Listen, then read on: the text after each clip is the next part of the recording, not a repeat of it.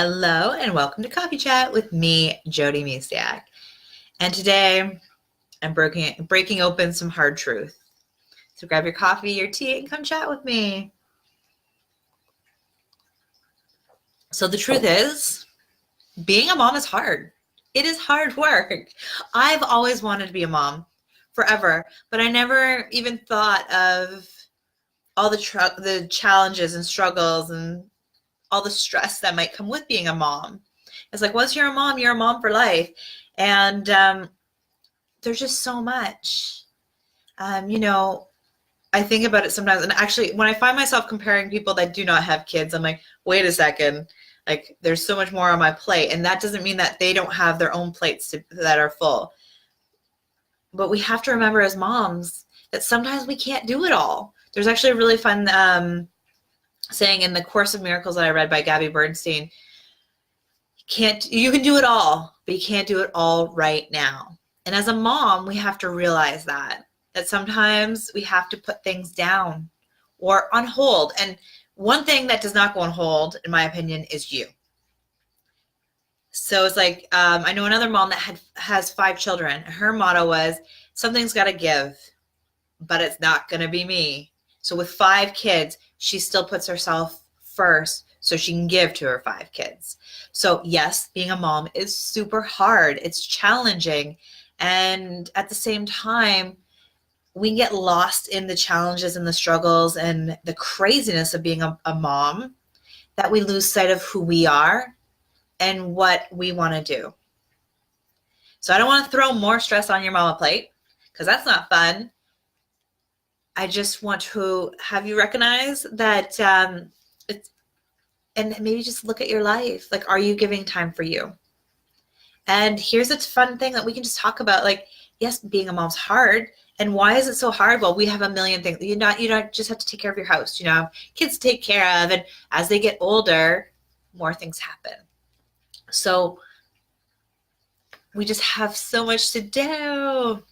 And again, don't want to stress you out. So I don't want to, part of me today was like, I'm going to name off all these crazy things that it's true for being a mom that's hard. At the same time, I'm like, do you really want to hear that? Do you want to hear me complain about being a mom? Maybe you do, maybe you don't. I just want you to know today that you're not alone. There are days that I'm pulling my hair out. There are days that I'm crying, thinking, what am I doing? There are days that I'm like, why did I become a mom? Why did I do this to myself? There are days that I'm like, I feel so lost. Now let's flip it the other way. There are days that I look at my kids with so much love and so much gratitude that I'm like, wow, I was blessed to be a mom. So if you're having those negative emotions where you're like, why did I become a mom? Or, feeling like maybe I shouldn't have been a mom, or all these things, that doesn't make you a bad mom. That makes you human. When you have breakdowns and crying and pulling out your hair, you're human. It doesn't mean that you don't love your kids. It doesn't mean that, you still don't want to be a mom, because I would never give that up, ever. Not even in my darkest mommy moment would I ever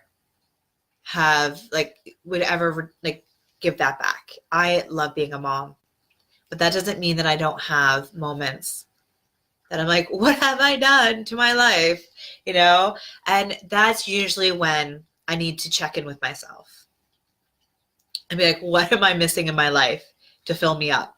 And that's where it's like, what am I doing? And being a mom can be really tricky. It is. And that's why that's one of the reasons my son is in daycare once a week. Other than the fact that my passion is to help women and help moms especially fill their cup up so they can fill their kids up with love.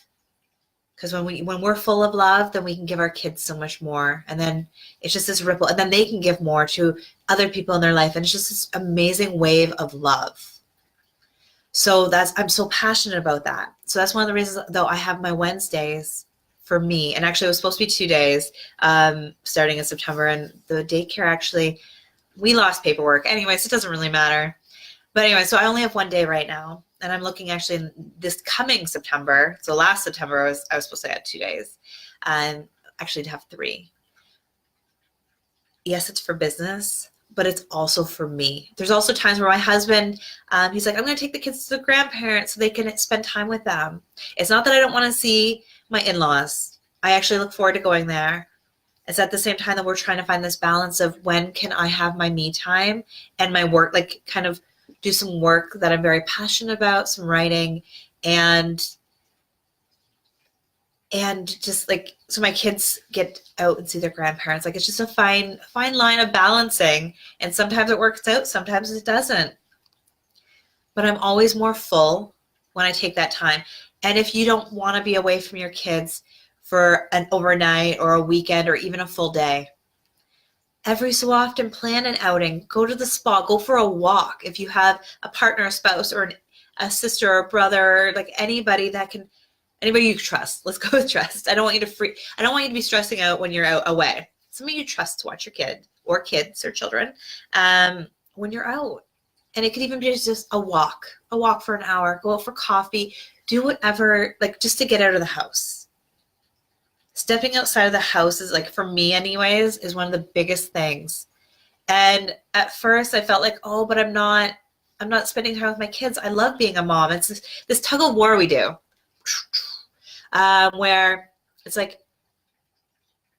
I want to do something for me. Oh, but I want to do something for them. I don't want to spend time. I want to spend time without them. Oh, but I want to spend time with them. This tug of war. Luckily, I have a husband that's very supportive, and it's not that he pushes me, but he reminds me sometimes. And once it goes through, like once it happens, like I leave the house or like that weekend that I took for myself, I feel amazing. So that in alone is enough. But when my kids come home, we have this deeper connection. Because my kids are 5 and 3. They're still really in mommy mode. Like every day after my daughter's school, like it's mommy, mommy, mommy, and hugs and cuddles, and she always wants me to put her to bed. So when I step out, and even when I do my meetups at night, so it's once a month, when I get back the next day, there's just this extra deep connection between my kids and I, because I allowed them to miss me. I allowed myself to miss them. I allowed them to miss me. I know it could sound really strange if you are with your kids all the time, but it's this amazing feeling. And then I just come from this place of love and peace. It's actually funny, after the weekend that my husband took the kids to their grandparents, I'm in like this amazing calm state. You know, I had a really good night's sleep. I got to wake up when I wanted to. I was doing what I love and writing and just all this amazingness. I had me time. And my husband comes back with the kids. He had a 2-hour drive there, 2-hour drive back. He didn't have the best night's sleep there because the kids were up at night. They were having a hard time. So the kids were tired. Mind you, they had a little nap in the car on the way home. And my husband did not. Obviously, he was driving. But he came home really stressed out. Not because it was a bad weekend, just because he was tired. He didn't get his me time. And like, he was actually working on the Friday. So he drove there, then worked all day long. Most parents took care of the kids. So he just was on go all weekend. Kids are running around. He's losing his cool. And I just come from this place of calmness. I'm like, this is what happens when we take time for ourselves. Again, it doesn't have to be a weekend. And in fact, I lined it up so that I actually saw them. I never missed a day seeing them that weekend. They left Friday morning. They came back Saturday night. I literally didn't miss a day without seeing them. But at the same time, it felt like a full day because it was overnight. So do what feels right for you. But know that when you take a step back from being a mom, like just because you're a mom doesn't mean you have to be on 24/7. Let somebody else drive for a while. Let somebody else handle things for a little while. It doesn't mean that you're handing over the reins of being a mom. It means that you're filling yourself up so you can actually just come from this place of love. I promise you it's going to feel amazing. And the more you do it, the kids, your children will really understand. Like for me now too, in January, February, I had a cold off and on. So I didn't do my guitar practicing as much as I'd like to, but now I'm back to it. And the kids just know that on Tuesday nights, daddy's doing the bath, daddy's putting the bed, and like I will come up and give them a kiss goodnight, but they know that it's my time. And doing this really shows your kids that your time is respectful too. And it's just this love wave going on and this balance. So let's bring it back to why is being a mom is hard. 1, there's no manual. 2, it's constantly changing. Just when you feel like you have everything figured out, something changes. So it's learning to let go of sometimes of your perceptions, what you think you have to be or need to be. I grew up with a super mom who did it all. I'm not thriving to be like that. I want to love my kids. That's my only like real goal. Like obviously making sure they're safe and things, but it's loving them. And it really can be tricky because then we also throw in comparing ourselves to other moms, even our own moms sometimes. I know somebody they felt like their house had to always be clean.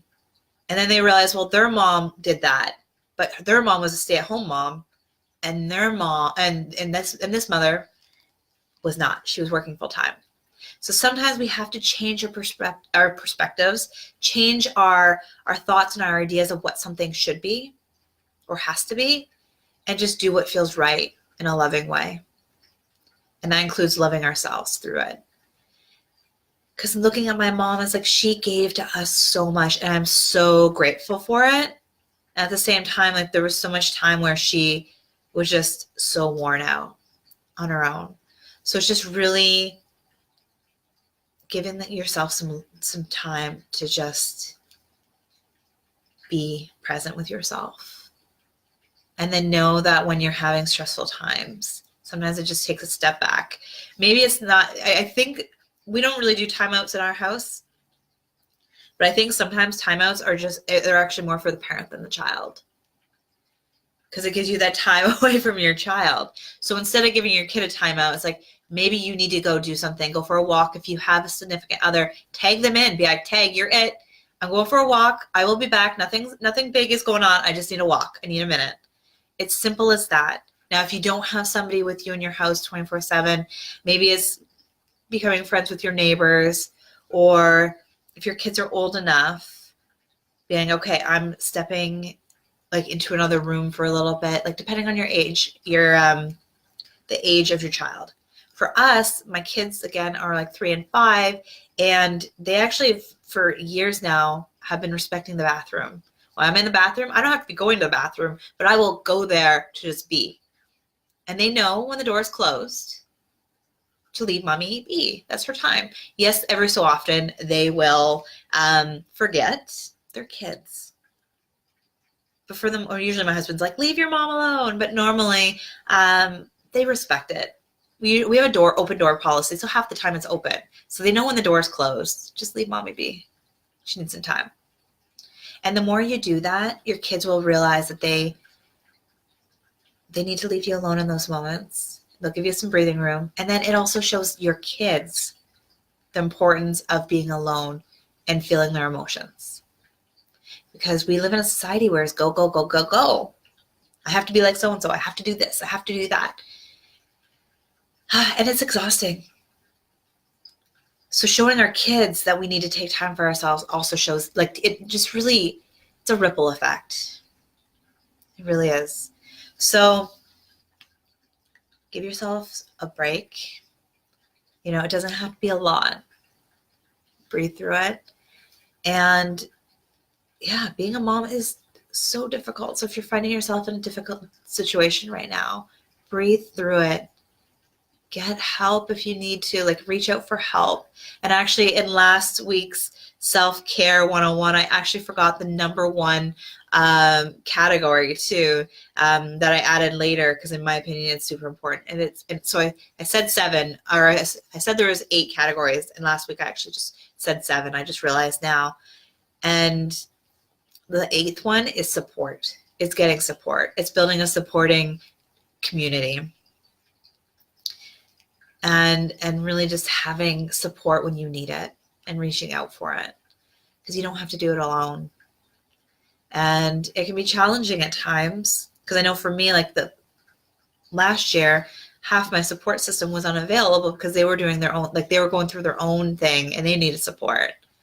And so it's just having multiple areas of support and on different levels, like for, have some girlfriends to talk to, other like-minded women or like people that are doing it too. Come chat with me.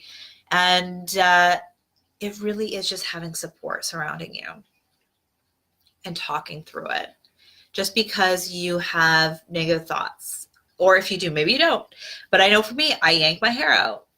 Those are the times to reach out for help, support, and be like, look at, whenever I talk to other moms, I realize that I'm not alone, that we're all going through it. Yes, we're at different stages depending on your kid's age and different things like that. But we all have struggles and challenges. And a lot of the time, we don't want to show other people that we're struggling. We want to, like my mom, super mom. Yes, she did a lot, but underneath the surface, I'm pretty sure she was struggling a lot. And she didn't say it. She didn't tell it anybody. She literally just wore the superhero cape and kept chugging along. And it's really reaching out for support and realizing that you are not alone in this. Many mothers came before you, and many mothers are in it right now, and many mothers will come after you. It's just about learning as you go, kind of going with the flow as much as you can, and breathing your way through it, and not going alone on this journey alone. So wherever you are in your mommy journey, it's okay that you're going through those struggles. And if there's anything I learned so far on my mommy journey, I'm still early on in the stages, is that you have to, the best way at least for me, is listen from within.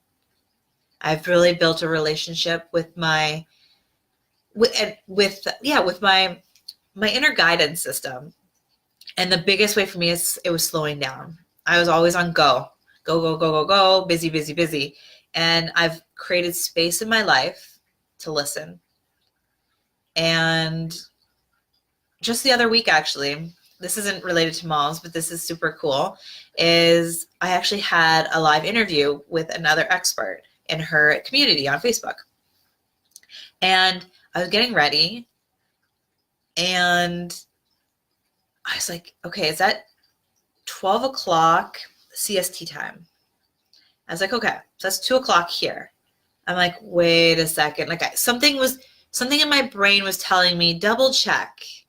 And I was like, oh no, I still have time. I'm still good. Because it was 11:45 here. Or no, 11:45 here. I'm like, okay, I still have almost an hour. Or yeah, I have over an hour. I was like, I'm good. I have over an hour. As something kept going, check the time. Sure enough, I Google CST time. So it lets me know exactly what time it is there. And I was going to be live in 10, or I think it was 15 minutes. It was 12:45, 15 minutes. I was like, okay, I got this. But if I didn't listen to that, I would have been late. So just really the importance of slowing down. That voice that told me that is what helps me parent. When I'm getting overwhelmed and crazy and I'm, pulling out my hair, I can't hear that voice. So what I've really put tools in place for myself to take a break, to step back and really listen from within. And this has helped me in areas like toilet training my daughter, just in so many areas. What was the other one for her? My son sleeping through the night. He wasn't sleeping through the night for almost 2 years. And I was actually focusing on making sure my body didn't disappear. Well, no, actually it was growing because I was feeding it sugar and all things that were pretending to give me energy. But I was constantly focused on how do I keep surviving? How do I keep surviving? How do I keep surviving? I saw a naturopath and I was like constantly in survival mode. How do I survive?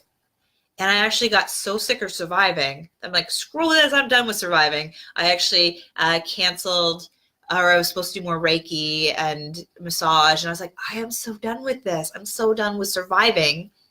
There's like, how can I, what solution? What is the solution?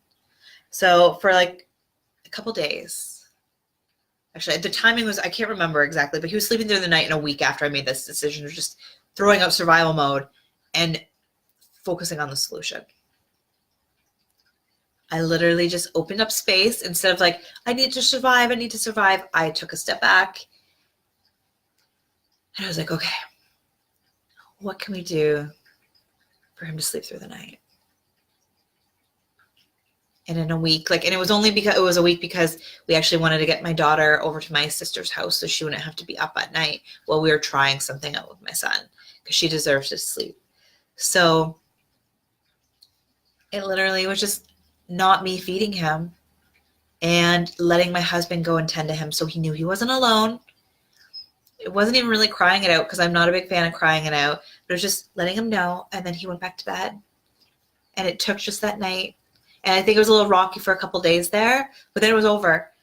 But if I would have just kept going surviving, and I feel like a lot of the time we as moms are on surviving mode. We just need to survive, and eventually someone will throw us a lifeline, or, this stage will be over. This stage will be over. What I'm finding is, as being a mom, there's just always another stage. There's another stage. My husband and I have to make a decision. Do we get tubes in my daughter's ears? Do we, get our tonsils out? All this fun stuff now. And the cool thing is, instead of reacting or even like getting my emotions involved, because I'm not a big fan of surgeries. However, if they're going to improve her life, I won't say no to surgery. But this time I got to step back and be like, what's right? And like, what should we do? And I actually got a second opinion, and we're going to try natural. But if that doesn't work, surgery, so it's just, there's always something else we have to decide as parents. And so if you're on that treadmill, or like what feels like, or you're treading water, because that's what it felt like those 2 years that I wasn't sleeping. If you're treading water and you're waiting for somebody to throw you a lifeline, this is me throwing you a lifeline right now. Grab it, take a deep breath. I'm pulling you in, and just know that it's one step at a time. And instead of always focusing on the craziness or the problem, if there is like an actual problem that looks like, it's not sleeping through the night, or, your kids aren't eating food, which is in our house right now, is don't focus so much on the problem or what's going on in hand. What can you do right now in this moment to move forward, move through it? And maybe right now the only thing is take a breath and be. And maybe it's coming back to it tomorrow. Come back tomorrow and check in. Because if you're always in survival mode, you can't find the solutions. You might not even see support. In those 2 years that my son wasn't sleeping through the night, I am one that says reach out for help, ask for help. I know to ask for help, even though like years ago before I was a mom, I hated asking for help. I know to ask for help. And in those 2 years, especially like the second year is really dicey. I didn't even dawn on me to ask for help. So when we are in surviving mode, so like we're running on nothing and you're surviving, like you're just barely hanging on, that's when you really need to take a break. If you can't see anything but your struggles and the frustration and like the stress and everything, pause and breathe through it. Because you're not going to find anything there other than more stress and struggles. So take a breath. And then just be. Send your kids love. Be with them. You don't have to have all the answers. right on like today, tomorrow. You don't have to have the answers at all. Like, people can help you. Take time. And again, though, the biggest one for me is listening to myself. There's tons of parenting books out there, and I read a lot when my daughter was toilet training. I thought, oh, this is going to be a piece of cake. And I was trying to do all these things in books when her and I were equipped with what we needed already. I just listened to her, and she toilet trained the same day when I got out of our own way, like when I got out of her way and just let her be. And when I listened to within and I just followed guidance. You have everything you need, and you're already an amazing mom. Yes, it's super, super hard to be a mom, but you're doing it.